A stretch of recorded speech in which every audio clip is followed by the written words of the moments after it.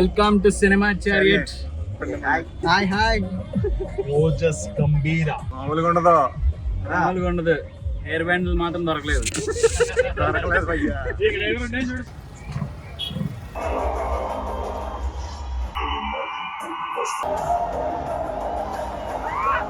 Cinema chariot కాదు, ఓజస్ గంభీరా.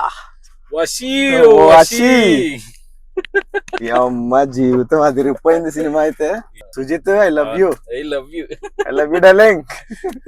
నాకు ఇంకా అసలు నేను ఇంకా ట్రాన్స్ లో ఉన్నా. ఇంకా అదే కదా, మ్యూజిక్ ఏం కొట్టాడు అబ్బాయి. అమ్మ సౌండ్లు వాచిపోతున్నాయి చెవులు. క్రేజీ సర్ప్రైజెస్ అసలు. అమ్మ ఒక్కదానికి మించి ఒకదానికి ఎలివేషన్స్. నిజంగా ఎక్కడ బోర్ కొట్టలేదు అబ్బా సినిమా. నాకు అప్పుడు అయిపోయింది అనిపించింది నాకు.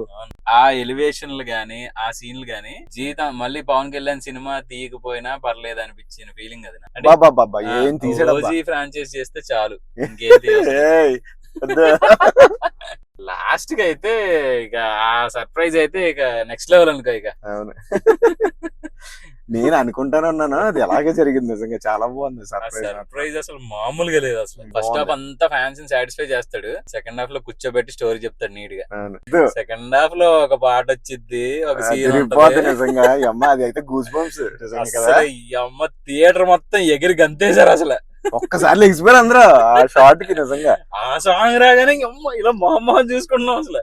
సాంగ్ దానికి తోడు ఫైట్ ఇంకెలా ఉంటుందో చూసుకోండి. మామూలుగా లేదనమాట. అందరికి పడింది, మన వాడికి పడలేదు ఏంటా గ్యాంగ్స్టర్ మూవీ ఎప్పటి నుంచో అనిపించేది.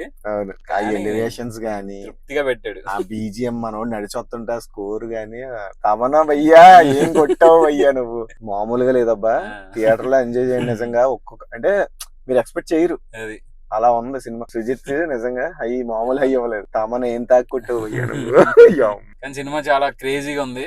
ఖచ్చితంగా స్క్రీన్ మీద ఐఫోరియా ఎంజాయ్ చేయాలి. మామూలుగా లేదబ్బా.